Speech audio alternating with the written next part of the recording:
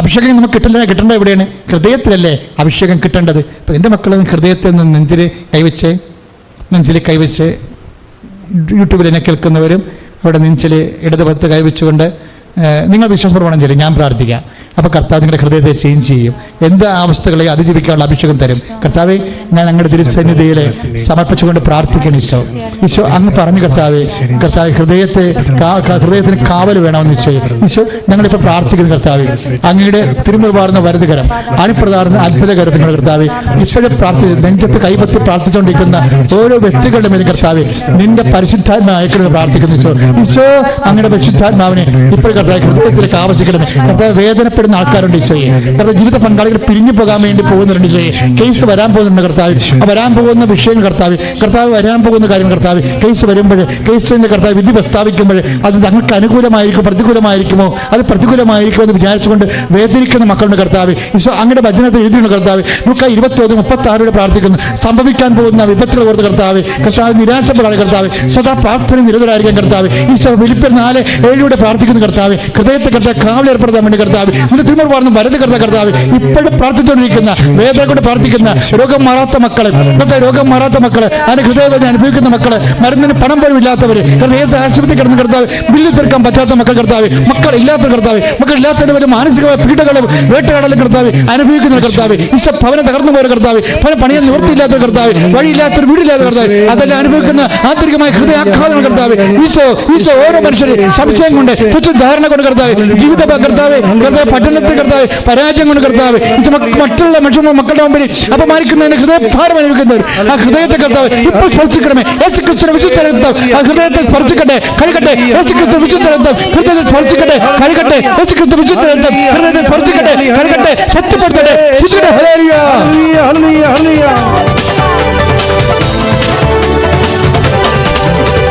ഇരുകരത്താൽ താങ്ങിയെന്നെ തിരുരക്തത്താൽ കഴുകണമേ. ഇരുകരത്താൽ താങ്ങിയെന്നെ തിരുരക്തത്താൽ കഴുകണമേ. പെരുമഴ പോൽ പെയ്യട്ടെ, പെരുമഴ പോൽ പെയ്യട്ടെ. യേശുവിൻ രക്തം, യേശുവിൻ രക്തം, യേശുവിൻ തിരുരക്തം. യേശുവിൻ രക്തം, യേശുവിൻ രക്തം, യേശുവിൻ തിരുരക്തം. പരിശുദ്ധപരമദിവ്യകാരുണ്യത്തിന് ആരാധനയും സ്തുതിയും പുകഴ്ചയും ഉണ്ടായിരിക്കട്ടെ. ഇതുപോലുള്ളൊരു അഭിഷേക അനുഭവത്തിന്റെ വചനമാണ് നമ്മൾ മർക്കോസിന്റെ സുവിശേഷത്തിലെ 16-17 വായിക്കുന്നത്. അതായത് അവർ സർപ്പങ്ങളുടെ പിടിക്കും, മാരകമായി എന്ത് കഴിച്ചാലും അവർക്ക് യാതൊരു ഉപദ്രവവും ഉണ്ടാവുകയില്ല. പറയണ വാക്കെല്ലാം വളരെ മാരകമായ കാര്യമാണെങ്കിലും ഉപദ്രവം ഉണ്ടാവുകയില്ല എന്നുള്ളതാണ് വചനത്തിൻ്റെ ഫലം, അഭിഷേകത്തിൻ്റെ ഫലം. അതാണ്. പല സംഭവങ്ങളൊക്കെ നടക്കാം, പക്ഷെ നമ്മളത് ബാധിക്കത്തില്ല. ഇത് നിസ്സാര കാര്യമല്ല. ലൂക്കാ 10:19 അതിനോട് ബന്ധപ്പെട്ട വചനങ്ങളുണ്ട്. എന്താ? സർപ്പങ്ങളുടെയും തേളുകളുടെയും ശത്രുവിൻ്റെ സകല ശക്തികളുടെ മേൽ ചവിട്ടി നടക്കാൻ ഞാൻ നിനക്ക് അധികാരം നൽകുന്നു, ഒന്നും നിന്നെ ഉപദ്രവിക്കത്തില്ല. ബാധിക്കത്തില്ല, ഉപദ്രവിക്കത്തില്ല എന്നൊക്കെ പറയണത് ഈ പ്രാർത്ഥനാ അനുഭവത്തിൻ്റെ ഒരു പ്രത്യേക തലമാണ്. വിഷയങ്ങളൊക്കെ ഉണ്ടാകാം. നമ്മുടെ വേദന എന്താണ്? നമ്മളത് ബാധിക്കും. നമ്മളത് എങ്ങനെ ബാധിക്കും? നമ്മളത് ബാധിക്കുമോ? മനുഷ്യൻ എപ്പോഴും ആശങ്കപ്പെടുന്നൊരു വിഷയമാണ് നമ്മളത് ബാധിക്കുമോ എന്നുള്ളത്. നമ്മളത് എങ്ങനെ ബാധിക്കും? അപ്പോൾ ബൈബിൾ നൽകുന്നൊരു ഉത്തരമാണ് ബാധിക്കത്തില്ല എന്നുള്ളത്. ഇപ്പം സംഭവിക്കാനുള്ളതൊക്കെ സംഭവിക്കാം, പക്ഷെ നമ്മളെ ബാധിക്കത്തില്ല. ഇതാണ് പ്രാർത്ഥനയുടെ അഭിഷേക തലത്തിൻ്റെ ഒരു പ്രത്യേകത. ഒന്ന് പ്രാർത്ഥിക്കുക. കർത്താവേ, എന്തെല്ലാം സംഭവിച്ചാലും അതിൻ്റെ ജീവിതത്തെയും ഹൃദയത്തെയും ബാധിക്കാത്ത പ്രത്യേക അഭിഷേകം നൽകണം. ഹല്ലേലൂയ,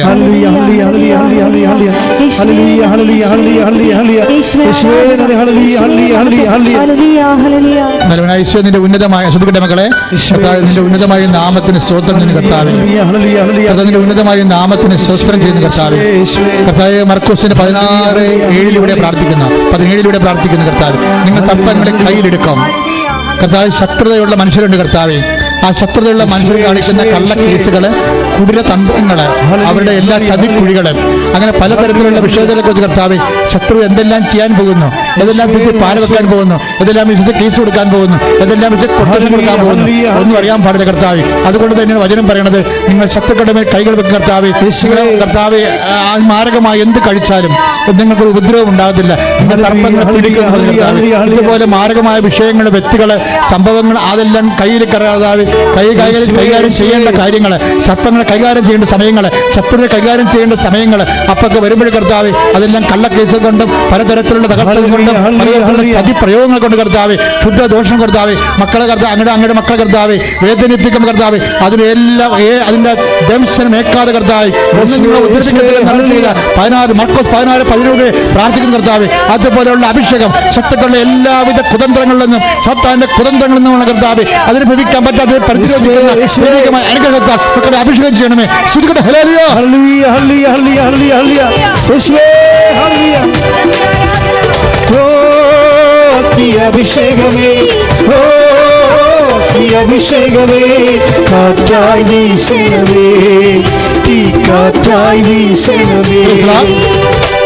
പരിശുദ്ധപരമദിവ്യകാരുണ്യത്തിന് ആരാധനയും സ്തുതിയും പുകഴ്ചയുണ്ടായിരിക്കട്ടെ. വിശുദ്ധ ലൂക്കാസ് സുവിശേഷം 10:19 ഇതേ വചനം തന്നെയാണ്. ഇതാ ശത്രുക്കളുടെ മേൽ ചവിട്ടി നടക്കാൻ ഞാൻ നിങ്ങൾക്ക് അധികാരം നൽകുന്നുവെന്ന്.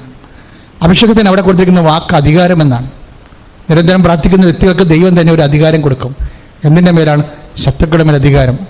സർപ്പങ്ങളുടെയും തേളുകളുടെയും ശത്രുവിൻ്റെ സകല ശക്തികളുടെ മേൽ ചവിട്ടി നടക്കാൻ ഞാൻ നിനക്ക് അധികാരം. ഈ അധികാരം കിട്ടുന്നതിന് വേണ്ടി ഹൃദയത്തിൽ അഭിഷേകം ചെയ്തുകൊണ്ട് കൈവച്ചുകൊണ്ട് പ്രാർത്ഥിക്കട്ടെ. കർത്താവേ, നിന്റെ ഉന്നതമായ നാമത്തിന് മക്കളെ, ഉന്നതമായ നാമത്തിൽ പ്രാർത്ഥിക്കുന്നു. സർപ്പങ്ങളുടെയും തേളുകളുടെയും ശത്രുവിന്റെ സകല ശക്തികളുടെ മേൽ ചവിട്ടി നടക്കാൻ ഞാൻ നിനക്ക് അധികാരം നൽകുന്ന ചെയ്ത ആ അധികാരം കർത്താവ് ഇപ്പോഴും അങ്ങനെ നാമത്തിന് വചനാനുസരിച്ചുകൊണ്ട് പ്രാർത്ഥിക്കുന്ന ഓരോ വ്യക്തികളും കർത്താവ് അധികാരം കൊടുക്കണം. കർത്താവ് ശത്രുവിനെ കുറിച്ചുള്ള ഉത്കണ്ഠകള്, ആശങ്കകള്, പേടികള്, കടങ്ങളെ കുറിച്ചാകാം, രോഗങ്ങളെ കുറിച്ചാകാം, വ്യക്തികളുടെ വിദ്വേഷത്തെ കുറിച്ചാകാം, എന്തിനെ കുറിച്ചാകാം കർത്താവ് ആശങ്കകളെല്ലാം അതിജീവിക്കാനുള്ള ആന്തരികമായ അഭിഷേകത്തിന്റെ അധികാരത്താൽ അഭിഷേകിക്കണമേ.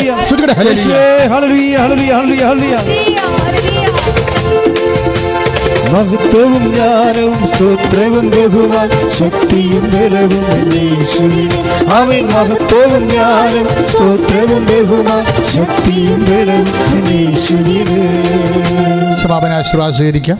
മുട്ടയുന്നുകൊണ്ട് സമാപനാശീർവാദം ഈ സമയത്ത് അങ്ങനെ മക്കള് ആശീർവാദം സ്വീകരിക്കാൻ പോവുകയാണ്. നിങ്ങളുടെ മനസ്സിൽ എന്തെങ്കിലും വിഷയങ്ങളുണ്ടെങ്കിൽ, പ്രാർത്ഥനാ വിഷയങ്ങളുണ്ടെങ്കിൽ ഇപ്പോഴേ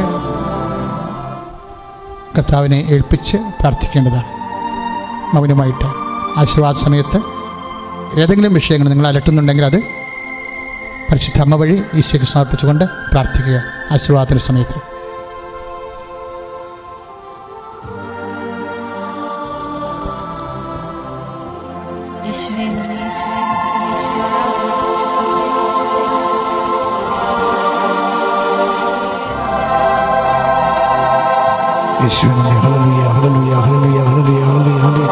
യേശുവേ ആരാധന, ആരാധന, ഹല്ലേലൂയ, ഹല്ലേലൂയ. യേശുവേ സ്തുതി, ഹല്ലേലൂയ, ഹല്ലേലൂയ, ഹല്ലേലൂയ, ഹല്ലേലൂയ, ഹല്ലേലൂയ, ഹല്ലേലൂയ, ഹല്ലേലൂയ.